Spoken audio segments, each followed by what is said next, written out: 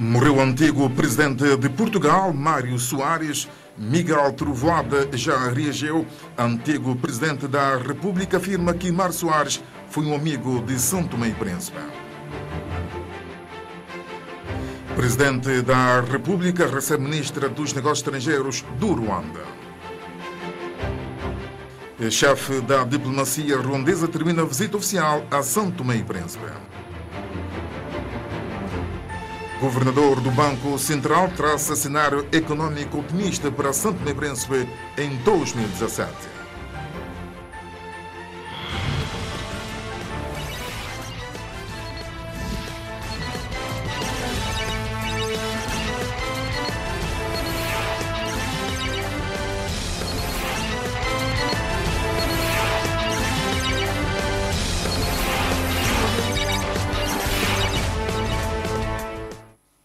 Boa noite. Morreu o antigo presidente da República, Mário Soares. Ex-presidente da República Portuguesa, tinha 92 anos, lutou contra a ditadura, foi preso, casou na prisão e teve que deixar Portugal para ser exilado em São Tomé e Príncipe. Regressou depois do 25 de abril para ser um pouco de tudo na política: deputado, ministro, primeiro-ministro, presidente da República e eurodeputado. Mário Soares, o rosto maior da democracia portuguesa, morreu neste sábado aos 92 anos. Estava internado desde terça-feira, 13 de dezembro, no Hospital da Cruz Vermelha, onde entrou em situação crítica depois de uma indisposição. Passou 10 dias nos cuidados intensivos, para onde regressou na véspera de Natal, depois de um súbito agravamento do estado de saúde, e onde esteve até este sábado. Em Nova Delhi, na Índia, o primeiro-ministro português destacou Mário Soares como o rosto e a voz da liberdade.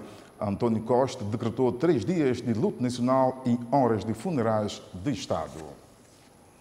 Mário Soares tinha 92 anos, feitos a 7 de dezembro até ao 25 de abril. Foi um opositor acérrimo ao regime.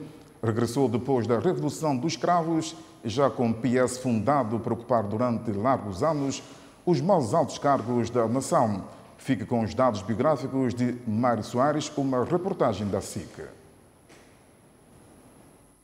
Fez anos dia 7 deste mês, 92. Nasce laico e de pai republicano, com forte tradição oposicionista, Mário Alberto Nobre Lopes Soares, filho de um padre, professor, que seria mais tarde deputado, governador e ministro das colónias. Forma-se em Direito em 1957, exerce como advogado, dá aulas no Colégio do Pai, defende em tribunal os opositores ao regime. Conhece Álvaro Cunhal, inscreve-se no Movimento de Unidade Democrática, é um resistente a Salazar. Preso uma dúzia de vezes, casa por procuração com Maria Barroso, a companheira de sempre. É deportado para São Tomé e Príncipe no fim dos anos 60, mais tarde exilado em Paris, quando Marcelo Caetano o permite. Funda o PS em 1973, numa cidade alemã. Quando chega a Revolução dos Cravos, está na capital francesa, chega a Portugal de comboio 3 dias depois do 25 de abril. É um escândalo, camaradas, que esse velho e sinistro almirante Tomás é um escândalo, camaradas, que esse hipócrita Caetano estejam a gozar as suas férias na Madeira. Trava uma batalha pela democracia, separa-se de Álvaro Cunhal, a quem acusa de querer uma ditadura comunista para Portugal. Existem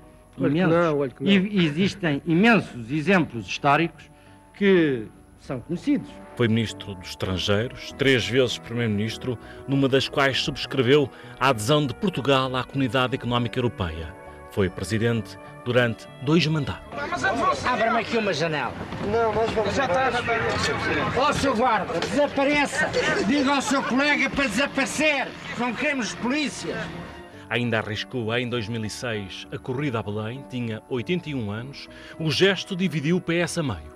Concorreu contra Manuel Alegre, mas perderam ambos para Cavaco Silva, um dos seus grandes rivais. Nos últimos anos, dedicou-se à fundação com o seu nome, lutou contra a Troika e a austeridade, estando sempre ao lado de José Sócrates na batalha judicial que o antigo Primeiro-Ministro enfrenta. Mário Soares ficou viúvo há cerca de um ano.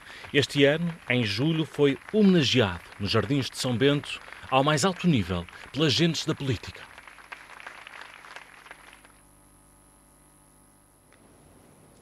Foi com emoção que Miguel Trovoada, antigo Presidente da República, recebeu a notícia da morte de Mário Soares. Segundo Miguel Trovoada, Mário Soares foi um amigo de São Tomé e Príncipe e muito contribuiu para a independência para as colônias portuguesas, incluindo São Tomé e Príncipe.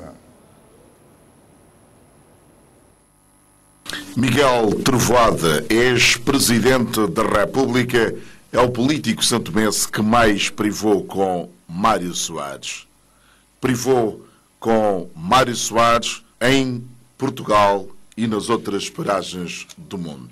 Para Miguel Trovoada, Mário Soares foi seu amigo pessoal e da família e contribuiu muito para a independência das ex-colónias portuguesas, incluindo São Tomé e Príncipe.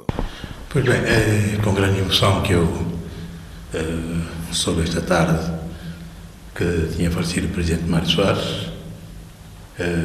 Eu sabia, evidentemente, como muita gente, que ele estava numa situação de saúde bastante crítica. Eu tive a ocasião de visitá-lo no Hospital da Cruz Vermelha em Lisboa em dezembro último.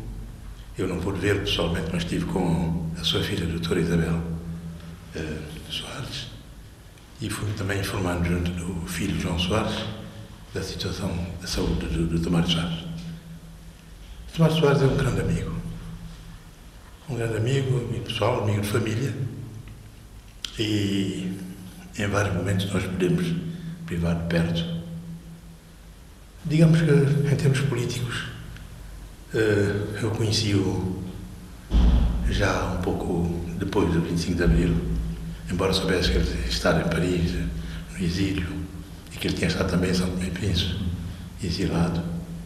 Mas foi com ele e com os membros do Conselho da Revolução, presidido por o Coronel Melo Antunes, que nós iniciamos as negociações, as primeiras conversações em Lisboa, que conduziram depois as negociações em Argel, dos acordos que consagraram a ascensão do nosso país à independência. Portanto, foram relações muito próximas. As negociações tiveram lugar em Londres, em Nova Iorque, em Lisboa.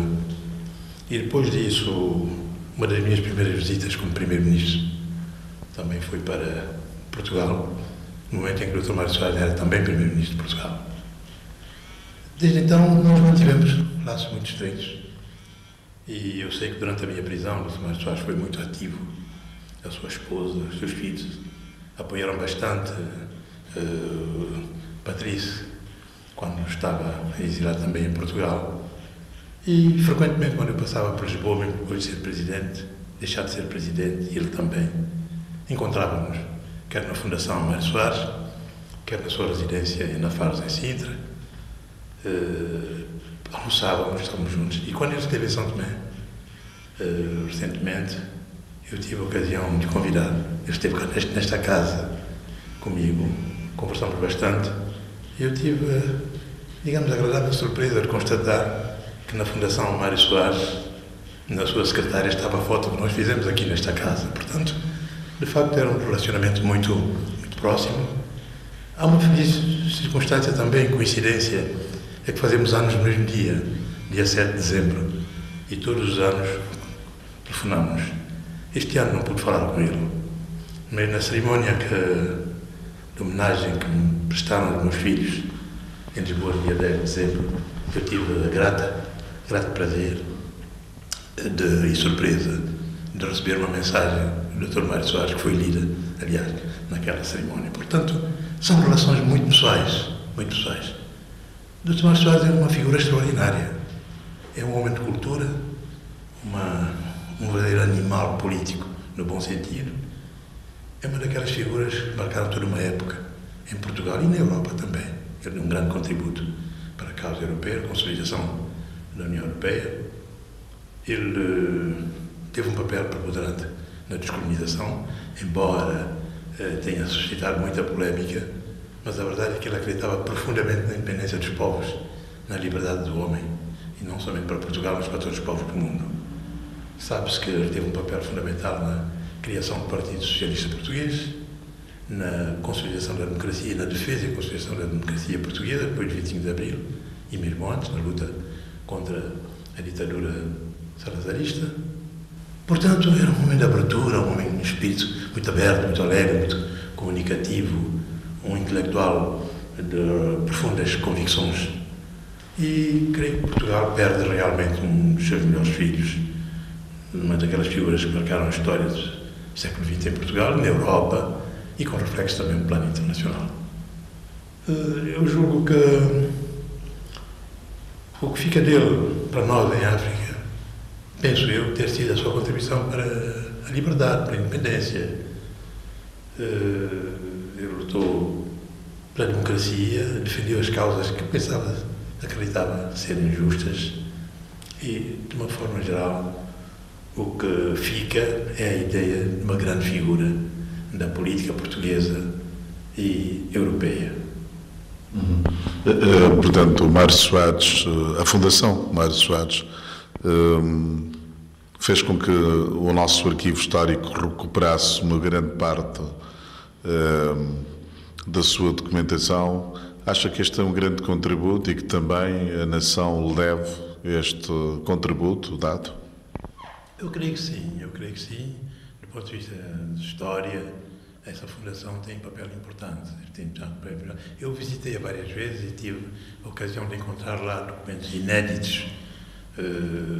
Inclusivamente, uma vez, visitando com o Mário Soares, percorrendo alguns arquivos, tive a surpresa de ver lá um bilhete que eu tinha enviado em Paris ao Mário Pinto de Andrade, está a ver, o grande célebre nacionalista angolano, já falecido. Portanto, ele teve a capacidade de buscar coisas realmente inéditas, até alguns escritos de caráter quase que pessoal e figuram naquela fundação. Portanto, há um acervo de conhecimentos, documentos sobre a luta de libertação, sobre o relacionamento do regime colonial com as ex-colónias, que contribui bastante para a formação da juventude, não é verdade, e para a documentação de todos aqueles que querem conhecer realmente o passado dos nossos países. Disse que Mário Soares deu um grande contributo para a descolonização dos países africanos, da expressão portuguesa, mas que foi contestado aqui e acolá por alguns, mas acaba por ser um papel decisivo para a descolonização das ex-colónias portuguesas. Claro que sim. Primeiro, a descolonização não foi unanimemente aceita pelos portugueses, na verdade, por todas as correntes. Havia aquelas que pretendiam perpetuar a dominação colonial, aquele mito de Portugal multicultural, multicontinental, multirracial, enfim, multirracial. Mas Mário Soares acreditava profundamente na liberdade do homem e o indivíduo tinha convicções tão profundas que lutou, bateu-se por elas, não podia aceitar a situação colonial que prevalecia nos nossos países. A polémica surge para alguns da maneira como foi feita a descolonização. Alguns consideraram que ela era extemporânea, que era prematura e que devia passar por outros moldes, mas enfim, tudo eram soluções que eram para perpetuar, para continuar a manter a situação colonial que estava condenada pela história e pela determinação dos povos em lutar para a sua liberdade, para a sua independência, como ocorreu. Mas o Dr. Mário Soares alinhou nessa perspectiva da história e contribuiu, como disse, para que... Eu lembro que um discurso que ele pronunciou, era Ministro dos Negócios Estrangeiros de Portugal, depois de 25 de Abril, que ele pronunciou na Assembleia Geral das Nações Unidas. Foi um discurso realmente revolucionário em termos de descolonização, de afirmação dos direitos dos povos à autodeterminação e à independência. E que obteve uma ovação, um aplauso extraordinário de toda a Assembleia, particularmente dos países africanos, que fizeram uma longa missa para saudar o Dr. Mário Soares. Portanto, é um fulano que, a dada altura, assumiu como um lutador também por causa da independência do nosso povo Embora, para alguns, não é, como volto a dizer, a discriminação devia ter-se feito de maneira diferente, mas pronto, a história é a história e nós hoje somos independentes, com a contribuição de muitos portugueses, muitos democratas portugueses, entre os quais o Dr. Mário Soares. Arrivée dans la deuxième ville du pays samedi après-midi, elle est contrôlée par les militaires qui se sont mutinés la veille. Il s'agirait d'ex-combattants de la rébellion intégrés à l'armée. Ils réclament des hausses de salaire, le paiement d'arriérés de leurs... De uma imagem que nós vamos acompanhar a crise política militar na Costa de Marfim, uma notícia que vamos acompanhar mais à frente neste telejornal. A ministra dos Negócios Estrangeiros do Ruanda deixou hoje o país após visita de 48 horas a São Tomé e Príncipe, durante a qual foram assinados 2 acordos de cooperação em diversas áreas de interesse para os 2 países. No aeroporto internacional de São Tomé, com seu homólogo santomense, Luiz Mushikiwabo, fez o balanço positivo da sua visita de 48 horas a São Tomé e Príncipe.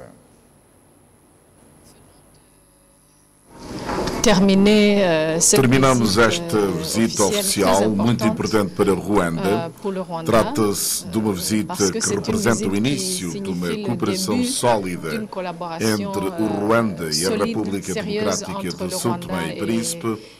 Durante 2 dias, acordamos questões relativas à nossa cooperação e planificamos a próxima etapa, que representará a deslocação a Ruanda de uma delegação santomense, chefiada pelo meu homólogo santomense, o Ministro dos Negócios Estrangeiros, para que possamos fazer uma avaliação da atual situação que ora iniciamos. Definimos algumas áreas, nomeadamente a ligação aérea entre Kigali e São Tomé. Ao chegarmos a Ruanda, vamos analisar as questões que têm a ver com setores de imigração, gestão fronteiriça, agricultura e segurança. O balanço desta visita, que foi curta, é muito positivo. Estamos satisfeitos, pois assinamos com o Ministro dos Negócios Estrangeiros os acordos que nos vão permitir ter uma plataforma diplomática e legal de colaboração entre os nossos 2 países. Donc c'était un bilan très positif. Antes de deixar o país, a ministra dos Negócios Estrangeiros e Cooperação do Ruanda, Luiz Mushikiwabo, foi na última sexta-feira recebida no Palácio do Povo pelo Presidente da República, tendo aproveitado a ocasião para transmitir ao chefe de Estado santomense os cumprimentos do Ano Novo. A ministra dos Negócios Estrangeiros do Ruanda foi recebida no Palácio do Povo pelo Presidente da República para lhe cumprimentar e também expressar os votos de um Ano Novo feliz. A ministra dos Negócios Estrangeiros do Ruanda aproveitou a ocasião também para abordar com o chefe de Estado santomense as questões inerentes à sua missão em São Tomé e Príncipe. Viemos cumprimentar o Presidente da República por ocasião do Ano Novo e também lhe explicar o que estamos a fazer em São Tomé e Príncipe e asseguramos o chefe de Estado que definimos os domínios que iremos implementar o mais rápido possível. Temos os domínios de transporte aéreo, da segurança, imigração e gestão fronteiriça, investimentos e turismo. Iremos nos próximos 3 meses definir ações concretas e em março deste ano uma delegação são-tomense irá a Ruanda para fazer avaliação das ações que foram definidas durante estes 2 dias em São Tomé e Príncipe. Ministra dos Negócios Estrangeiros do Ruanda, recebida pelo Presidente da República. À margem da cerimónia de cumprimentos do Ano Novo ao Presidente da República, o governador do Banco Central, questionado pela comunicação social, disse que há boas perspectivas económicas para 2017 em São Tomé e Príncipe. Algumas perspectivas que se abrem para a economia levam o governador do Banco Central de São Tomé e Príncipe a traçar um cenário otimista para 2017 da nossa economia. As perspectivas são boas, não é?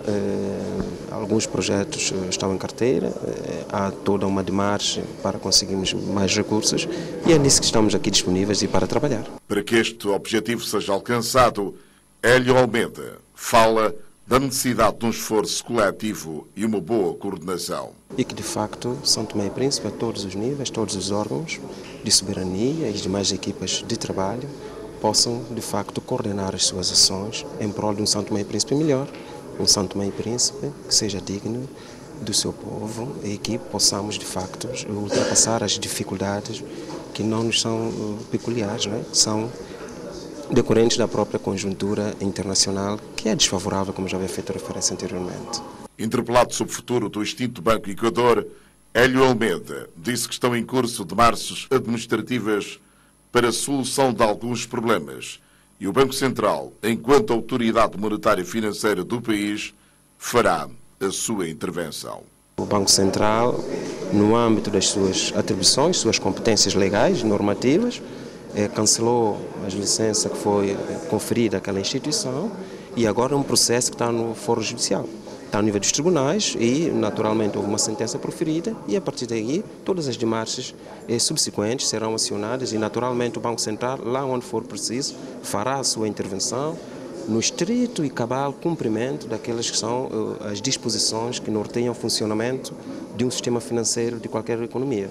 Governador do Banco Central, Hélio Almeida, a traçar um cenário económico e financeiro otimista para 2017 em São Tomé e Príncipe.